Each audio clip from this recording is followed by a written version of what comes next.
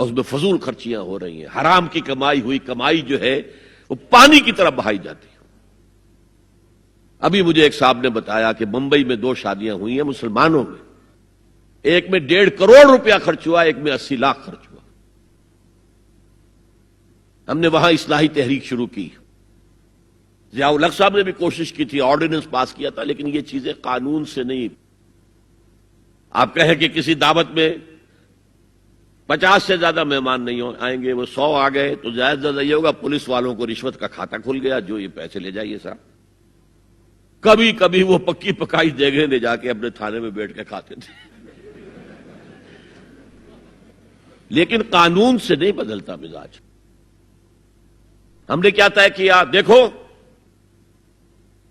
یہ ہے چٹان کی بنیاد۔ آپ کو بڑی اونچی بلڈنگ بنانی ہو تو دیکھنا پڑتا ہے چٹان نیچے بنیاد زمین کیسی ہے۔ تو بنیاد کیا ہے؟ آپ سادگی کرو، سادگی کرو، سادگی کرو، یہ واسطہ بے معنی ہے بالکل، اس لیے کہ غریب کی سادگی کچھ اور ہے، امیر کی سادگی کچھ اور ہے، سادگی کے ایک معنی تو نہیں ہے۔ لہذا کوئی جو ہے راک فاؤنڈیشن وہ تلاش کی جائے، وہ ہم نے کی تلاش۔ جو تقریب حضور سے صحابہ سے ثابت ہے ضرور کرو، ضرور کرو، ضرور کرو، عضوا علیہا بالنواجذ، اپنے دانتوں سے پکڑ لو اس کو۔ اور جو تقریب ثابت نہیں حضور سے اور صحابہ سے، یقیناً یہ کہیں باہر سے آئی ہے۔ یا تو ہمارا خاندانی پس منظر جو ہے، اکثر تو ہندوؤں سے مسلمان ہوئے، وہ سادات ہوں، صدیقی ہوں، فاروقی ہوں، عثمانی ہوں، وہی ہیں نا جو باہر سے آئے تھے، باقی تو اکثریت یہیں سے۔ وہ اپنا ہندوانہ پس منظر لے کر آئے، تو جس کا ثبوت صحابہ کے دور میں نہیں وہ یقیناً باہر سے آئی ہوئی چیز ہے۔ اس میں پھر سادگی نہیں، اس میں کمی نہیں، جڑ سے کاٹو اس کو۔ اس بنیاد پر ہم نے 5 فیصلے کیے، ذرا سن لیجئے آپ بھی، اگر آپ کوئی سوشل ورک کرنا چاہیں اس کو عام کریں۔ نمبر 1، نکاح مسجد میں۔ حدیث موجود ہے، ترمذی شریف کی روایت، اعلنوا ھذا النکاح واجعلوہ فی المساجد، نکاح کا اعلان عام کیا کرو، مسجدوں میں منعقد کیا کرو۔ میں حیران ہوتا ہوں کیوں نہیں علماء کرام نے اس کی طرف توجہ دلائی۔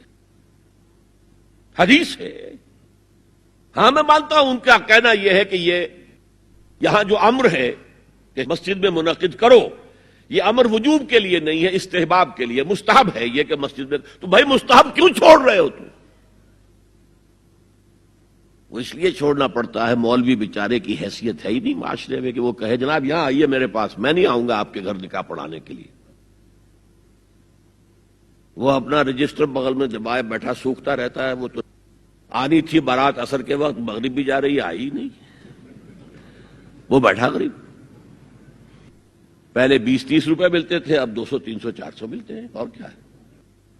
میں نے انہیں یاد دلایا، دیکھو شرم کرو، عیسائیوں نے آج تک اپنے چرچ کی اور اپنے پادری کی عزت یہ رکھی ہے کہ شہزادے اور شہزادی کی شادی ہوگی وہ بھی پادری چرچ میں آئیں گے۔ شہزادے کی شادی ہو رہی ہے تو جو ان کی پارلیمنٹ کے ساتھ ہے چرچ، وہاں شادی ہوگی۔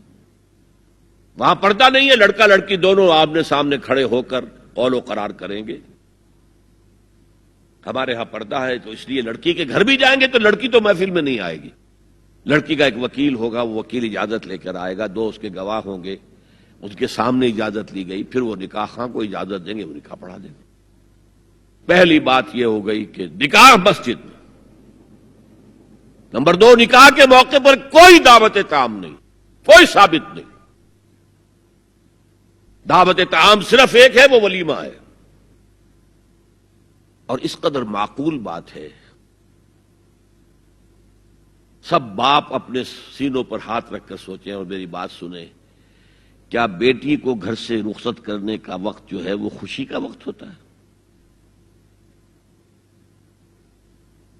جب بیٹی گھر سے جا رہی ہو، کوئی جانور بھی آپ قربانی کے لیے، کوئی مینڈھا کو بکرا لے آئیں 8-10 دن پہلے اور بچے مانوس ہو جائیں تو وہ جب آپ ذبح کرتے ہیں تو پچھاڑے کھاتے ہیں کہ نہیں بچے؟ اور یہ لخت جگر ہے، نور چشم ہے، 18 20 22 برس گھر میں رہی ہے، وہ جا رہی ہے، خوشی نہیں ہے وہاں، صرف یہ ہوتا ہے اے سائی آف ریلیف کہ ایک ذمہ داری کا بوجھ تھا، اللہ نے آج پورا کرا دیا، اتروا دیا بوجھ۔ پھر بھی اندیشہ ہوتا ہے، پتہ نہیں مزاج ملے نہ ملے، نئے ماحول میں جا رہی ہے، وہاں جا کر ایڈجسٹ ہو یا نہ ہو، اندیشے پھر بھی ہوتے ہیں ذہن کے اندر۔ تو ان سے مرغ پلاؤ کھانا اور متنجن کھانا کوئی معقول بات نہیں ہے۔ معقول بات کیا ہے؟ لڑکا، اس کا گھر آباد ہوا ہے، وہ ولیمہ کرے، اس پر باقاعدہ احادیث اولبو ولو بشاتن، ولیمہ ضرور کرو چاہے ایک ہی بکری ہو تمہارے پاس، ذبح کرو، کاٹو، کھلاؤ گوشت اپنے دوستوں کو، احباب کو۔ یہاں تک کہا کہ بے طعام الولیمہ، برا کھانا ہے ولیمے کا کہ اس میں غریبوں کو نہیں بلایا جاتا۔ ظاہر بات ہے، مسلی کھلانے کے لیے تو ولیمہ نہیں ہوتا، اپنے احباب کو، دوستوں کو بلایا جاتا ہے۔ پھر بھی میں تم سے کہتا ہوں کہ جسے ولیمے کے لیے بلایا جائے، وہ اگر نہیں جائے گا تو اللہ اور اس کے رسول کے حکم کی نافرمانی کرے۔ تو جس رسول نے اتنی تفصیل سے حکم دیا ہو ایک دعوت کا، وہ دوسری دعوت میں بھی خیر ہوتا میں بیان کرتا۔ جب نکاح مسجد میں اور کوئی دعوت طعام نہیں تو بارات کا تصور، خلاص۔ بارات کس بلا کا نام ہے؟ قرآن میں تو کوئی ذکر ہی نہیں، عربی میں یہ لفظ ہی نہیں۔ اجتماع طرفین مسجد میں ہوا، نکاح ہوا، لڑکی کو، حضرت فاطمہ کو رضی اللہ تعالی عنہا، کچھ خواتین جا کر چھوڑ آئی تھی اس حجرے میں جو ایک انصاری صحابی نے حضرت علی کو دیا تھا، ان کا تو کوئی گھر بھی نہیں تھا۔ کوئی حضرت علی آئے ہوں اور آ کر وداع کرا کے لے کے گئے ہوں، کچھ بھی نہیں۔ چوتھی چیز، جہیز کا کوئی تصور اسلام میں نہیں، خالص ہندوانہ رسم، خالص ہندوانہ رسم، خالص ہندوانہ رسم۔ ہندوؤں میں کیوں ہے؟ وہ اس لیے ہے، معقول بات ہے کہ لڑکی کا وراثت میں کوئی حصہ ہے ہی نہیں،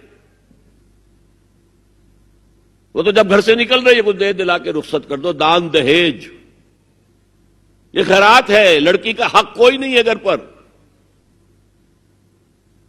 اسلام میں تو لڑکی وارث ہے، والد فوت ہوں گے وراثت تقسیم ہوگی، والدہ فوت ہوں گی کوئی ان کی ہے ملکیت وہ تقسیم ہوگی۔ شادی کے موقع پر کوئی جہیز اسلام میں نہیں، قطعاً نہیں۔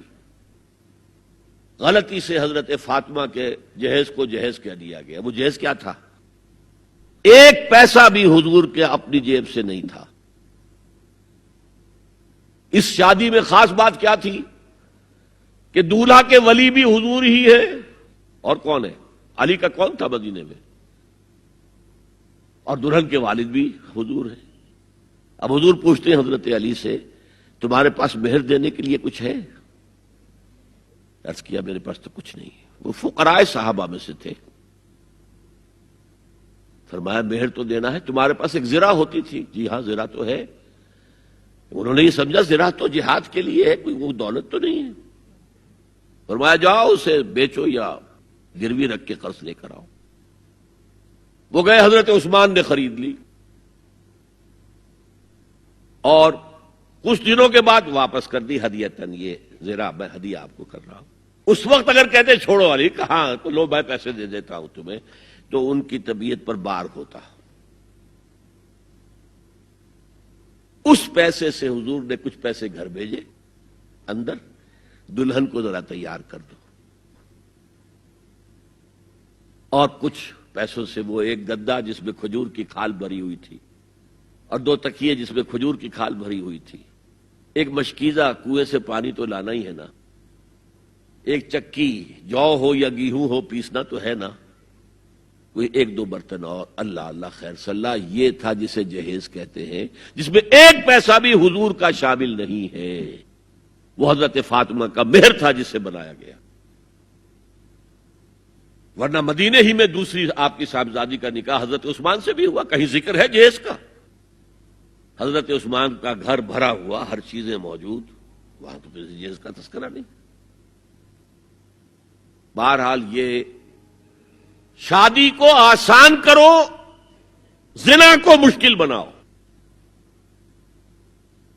یہاں شادی کے لیے 9 من تیل ہوگا تو رادھا ناچے گی، ورنہ یہ کہ بڑی ہو رہی ہے، عمر ہو رہی ہے، سب کچھ ہو رہا ہے، لیکن کچھ تقاضے تو ہے نا، آخر کچھ تو کرنا ہوتا ہے نا، آخر کچھ نہ کچھ لوگوں کو تو کھانا کھلانا ہی ہوتا ہے نا، بارات تو آخر آئے گی ہی نا، کچھ نہ کچھ تو دینا ہی ہوگا، کچھ جوڑے کپڑے، کچھ یہ اسلام کا فلسفہ جو میں نے 4-5 باتیں آپ کو بتا، فلسفہ یہ ہے کہ لڑکی کے باپ پر 1 پیسے کا بوجھ نہیں، اس نے لڑکی پال پوس کے تمہارے حوالے کر دیا، اب اور کیا چاہتے ہو تم؟